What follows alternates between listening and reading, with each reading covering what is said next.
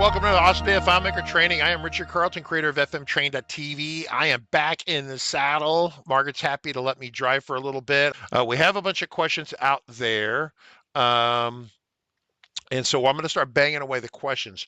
What's important to understand, and this is going to pick up next Monday as well, is that a lot of the questions we've answered already and we've shot video on, spent a lot of time on it. And so what we're doing on this training next week, we're starting for a week, and then we'll thread in like one day a week kind of idea, is that we're going to take your questions. It's like an open Q&A, but I'm directing you to the resource to answer the question. Like, here's this video, go watch it. Now, not all the videos in the world are free. Some of there are subscriptions. Some of you have to, should have. If you're actively building in FileMaker, you're actively learning, can I suggest you just get the basic training subscription over here? I'm not everything in the world can be free. This live stream is free. A lot of our content's free, but a lot of the, it's just one of those things that it becomes impossible. At a minimum, this training bundle right here, really useful, because that gets you access to the 60-day training, which is right here. And I'm going to be referencing videos in here. Go watch this video. Go watch this video. Go watch this video. This page is getting updated, hopefully today or tomorrow. And it's what we're going to do is you're going to be able to click on it. Well, if you have a subscription, you can already click on it, watch all the videos now, okay?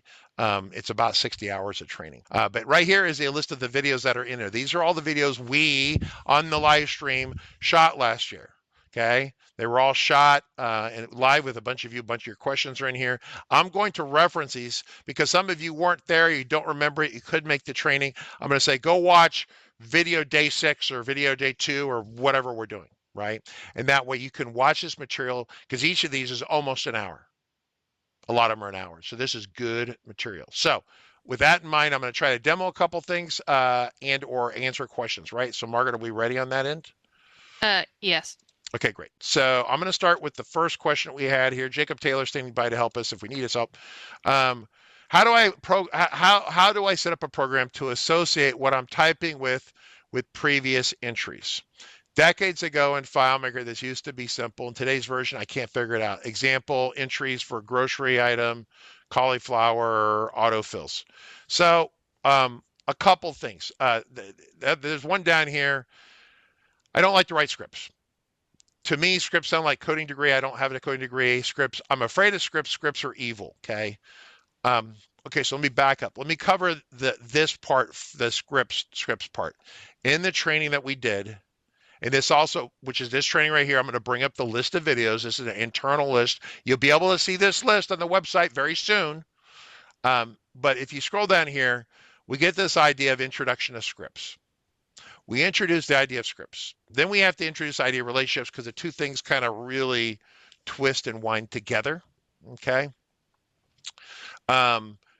Relationship introductions, conceptual data modeling. Data modeling just means if you know what a contact table is and an invoices table, or forget the word table. Do you know what a person is? Okay, here we go. And it's not even a Claris day. Here we go. What is a person? It's a human. All right. So what is an invoice? It's a document. Okay, it's a document where money changed hands probably. Can you explain those in the sky? Can you explain what those are in the sky? If I give you a whiteboard, there's a whiteboard behind me. Can you just say what those are? Can you model those? Modeling means you could draw a picture of it on the whiteboard. That's all that means. So don't freak out about the word modeling. So this is a whole conversation of what is a person? What is a puppet? What is an invoice? What is a transaction? What is an order? What's a grocery cart? If you can define those things, that's important. In here, down here, after we get through this conversation, we introduce scripts right here, just loosely. Then we do a bunch of relationship stuff. Super important. People always say relationships are the hardest part to learn in FileMaker. Yeah, I think they're easy. I think they're far harder to understand than a script. A script is very simple. How do I know script are very simple? Because we have where's the mechanical thought process for scripts, Margaret? That's somewhere in here? No, we had the discussion. I think it was a live stream independent of this that we did, which I can go find the links to.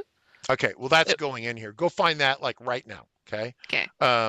I want that added in here. It's an critically important one, and I need to set it right in here somewhere. But we're going to give you the free link to it. So this is one of those videos you can get for free.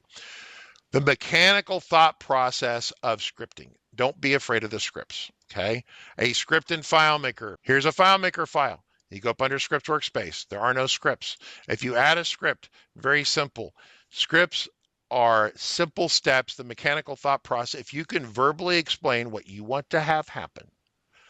Richard, I would like to create a PDF or create a list, turn it into a PDF, and mail it to a customer. That one's a little more complicated because you have to deal with the emailing part of it, but it's pretty simple. You're gonna write a script. Go to layout. Can you explain it to someone on the phone? A mechanical process. Forget about scripting. Forget about coding. Can you verbalize it in English? Although some of you aren't native speakers, I'm being translated. Whatever language you're in, can you speak it? Can you say, go to this part of the database, do a find for Cora, do a print job, or take Cora and the amount that she has spent and copy that value and stick it somewhere else. If you can verbalize that, you can write scripts. They're not that hard. It's not honestly like JavaScript or C++ or something like that. It's very human readable script coding, very human readable. So I'm gonna simply say that watch the video on mechanical thought process. Margaret's posting the video right now, I'm sure, to all 3 locations. Yep. And that will get you exposed to writing the scripts. That being said, there's the idea of associating, and as soon as you said the word associating, right, decades ago, I programmed to associate what I'm typing with previous entries. The word associate is a fancy word for relationship, okay? If I go to File and Manage and Database over here, we see that we have, in terms of tables, we have a table, a course catalog, a class. So this is the tables, these are the relationships. See the connections there? That is the association. That is the association, okay? Now you could associate, and now if you say, well, I want to be able to type and see previous orders, okay? So if I am over here, let me see, I'm gonna go to students, right? And I have, let's see, I'm in a list view right now. I'm gonna go to form view. So this is one record right here, Cora, okay?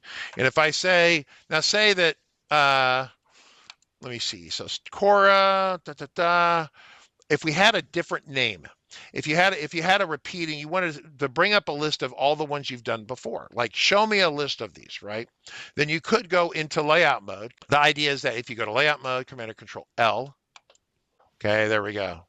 And what I want to do is I want to, in the future, have it auto enter or show me a list of things that I can auto select. So this is a question, was from Sherman G.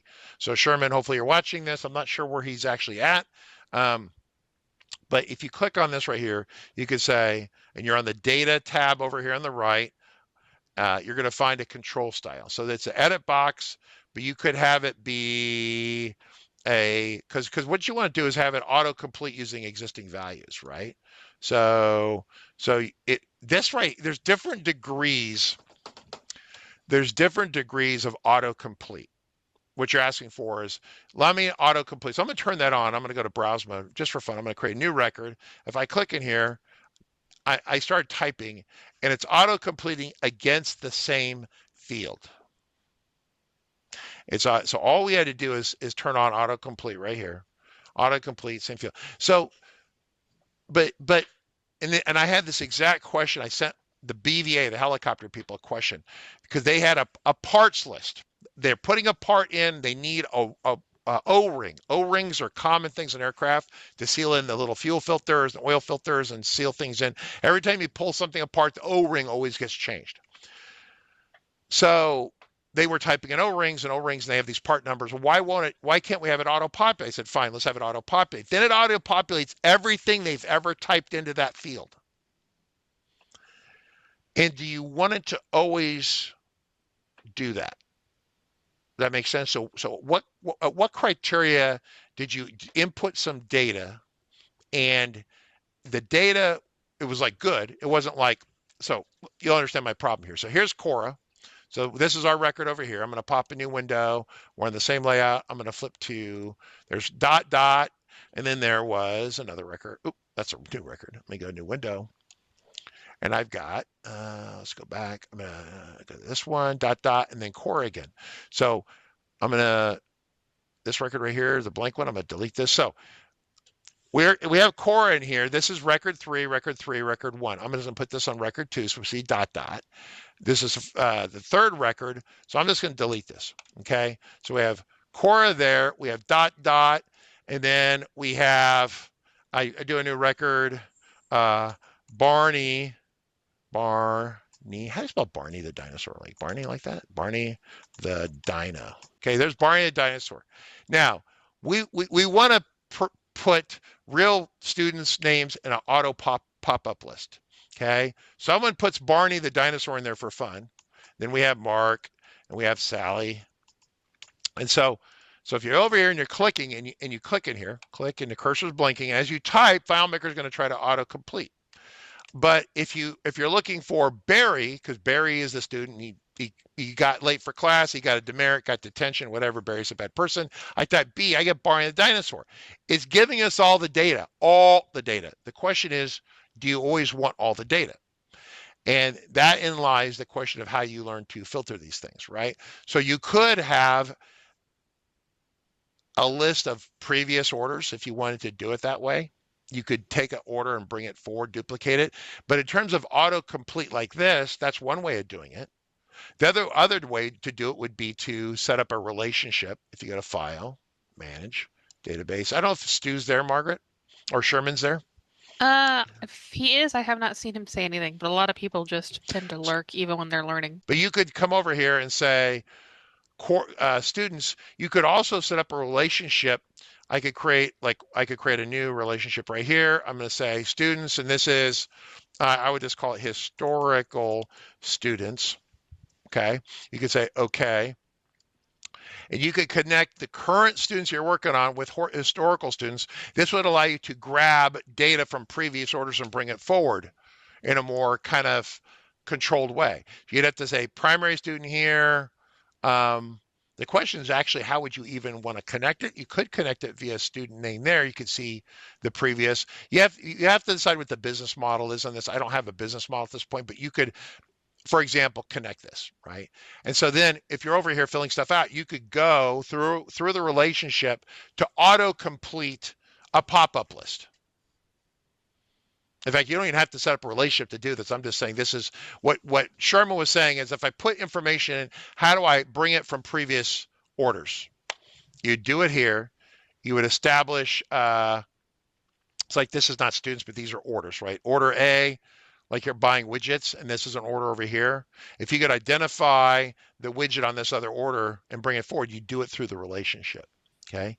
So understanding verbally what you're trying to do. So let's just try. So decades ago in FileMaker version, I can't figure it out. Example, groceries and purchases, right? So if you have a purchase or you have a grocery list, you have an item list, you can look things up all the time and bring them forward. We do that in starting point.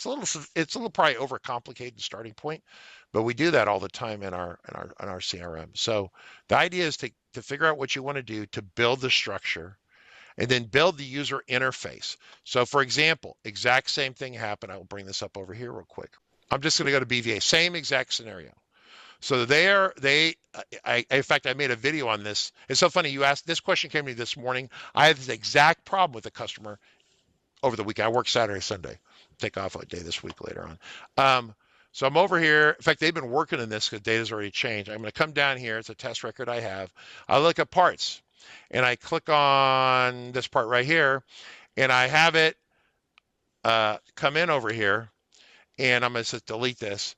And as I input parts in here, it's auto-populating a list. So we're in the parts that we want to use on the aircraft. There's a master parts list. There's 2 different tables that are connected, just like the one I showed you. And I asked the customer, what constitutes a part that we can what constitutes a part going into the master parts list? Like if you have a warehouse person and they give you an Excel dump, you just load it in the master parts list, you're done. If you look over here, I drew a diagram to help me and everyone else understand what's going on.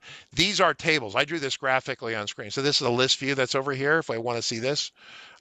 This is a table with a list. These are the master parts.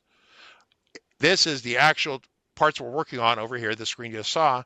I can bring these across. It can auto-populate and auto-complete these. which is kind of what you're asking, right? That's the idea, what the ask is. So the question is how do they get there? Well, is it all previous orders? Is it all previous pricing on orders? What if you gave someone a sweet, smoking sweet deal, like free 50% off one of our subscriptions, right? And then that keeps popping up, so it keeps trying to auto-populate that on future orders for other people. So there's some things you would want to share in the future and some things that maybe you don't, that don't make it onto the future reference table. So Sherman, if you have, if we want to do more of a demo, but my suggestion, honestly, is the mechanical thought process, but then understanding the relationships. I know it's a big lift, but we could build it again, but I'm just telling you right here. Lookups are a good one. What you talked about years ago was a lookup.